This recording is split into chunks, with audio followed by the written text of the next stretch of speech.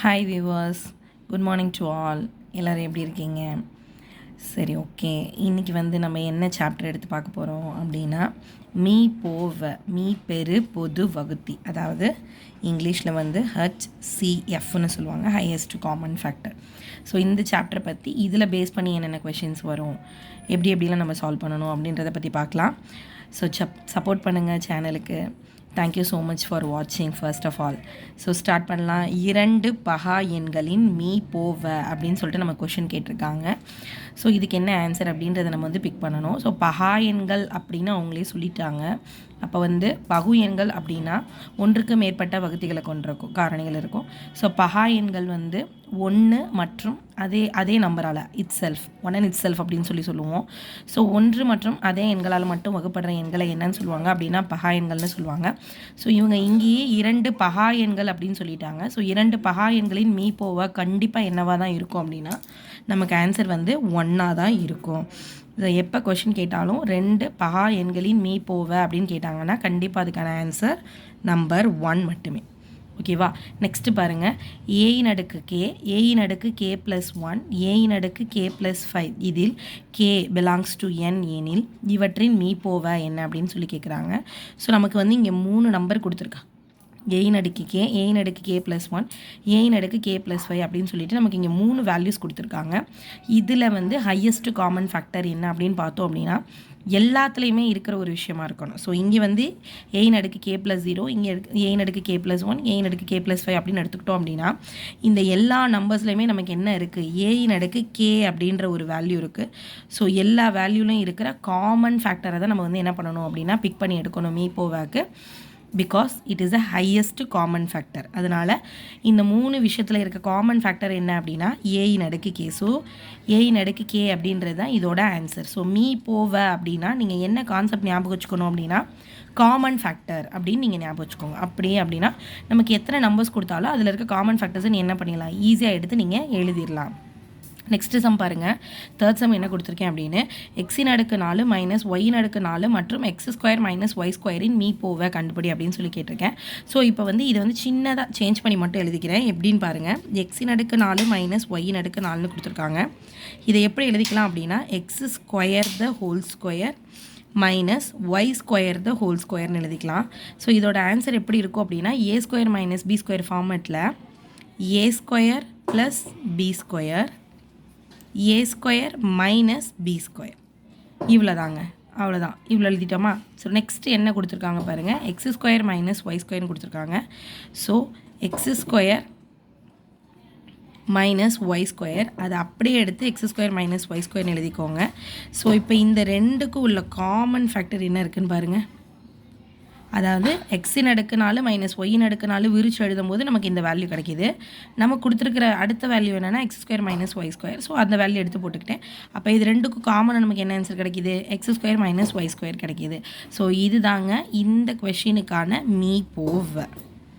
புரியுதுங்களா எப்படி பிரிக்கிறோம் அப்படின்னு சொல்லிட்டு? ஸோ நம்ம கொடுத்துருக்கிறதுலையே இருக்கிற காமன் வேல்யூஸை பிக் பண்ணி எழுதுனீங்க அப்படின்னா அதுதான் அந்த சம்முக்கான மீ போவ. நெக்ஸ்ட் சம் பார்க்கலாமா?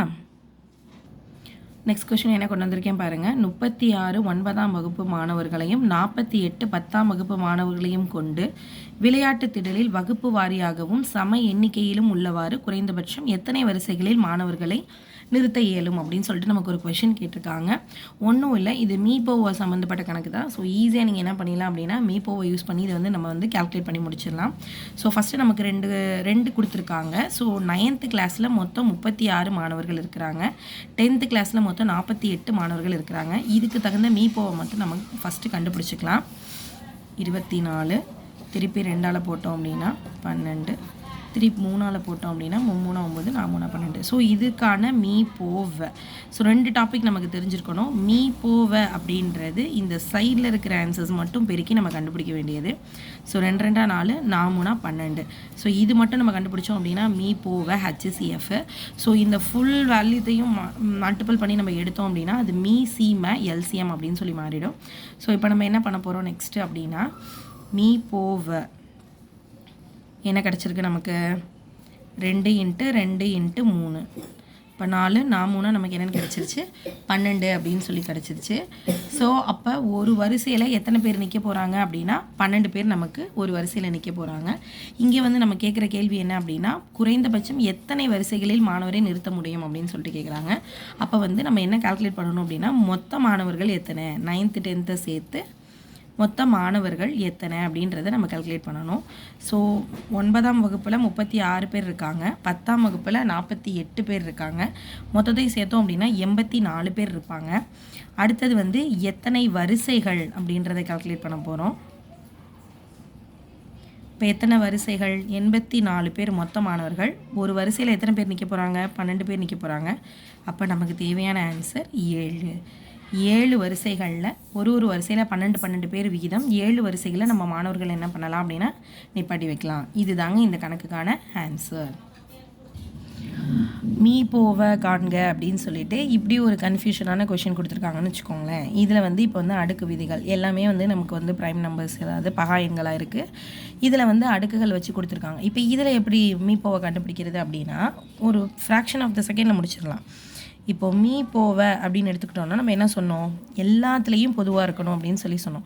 இங்கே பாருங்களேன் 2/3 2/3 2/2. அப்போ இதில் எது சின்னதுன்னு பாருங்கள்.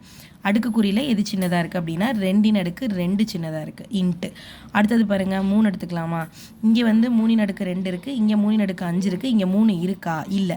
நமக்கு தேவையானது எல்லா விஷயத்துலையும் இருக்கணும் அப்படின்ற கான்செப்டை மைண்டில் வச்சுக்கோங்க. இங்கே வந்து 5/1 5/2 5/3. அப்போ இதில் எது சின்னது 5/1 5 தான் சின்னது. அடுத்த நம்பர் பாருங்கள் 7/4 7/2 7/6 இருக்குது. இப்போ இதில் எது சின்னது 7/2 தான் சின்னது. இவ்வளோதாங்க. இது ஈஸியாக நீங்கள் என்ன பண்ணிட்டு போயிடலாம் பிக் பண்ணிட்டு போயிடலாம். இதுக்கு வேல்யூஸ் கேட்டாங்க அப்படின்னா இந்த வேல்யூஸை நீங்கள் வந்துட்டு ஃபைன் பண்ணிடலாம். 2 2 4ன்னு வரும், 4 5 20ன்னு வரும், 7 49 20 × 49 பெருக்கணும் அப்படின்னா நமக்கு கிடைக்கிற ஆன்சர் 980 அப்படின்னு கிடைக்கும்.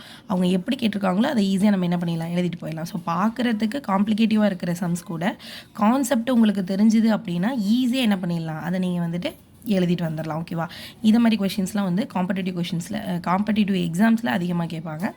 ஸோ ஓகே, நான் இப்போ உங்களுக்கு இதே மாதிரி மாடலில் ஒரு சம் வந்து என்ன பண்ண போகிறேன் ஹோம்ஒர்க் தர போகிறேன்.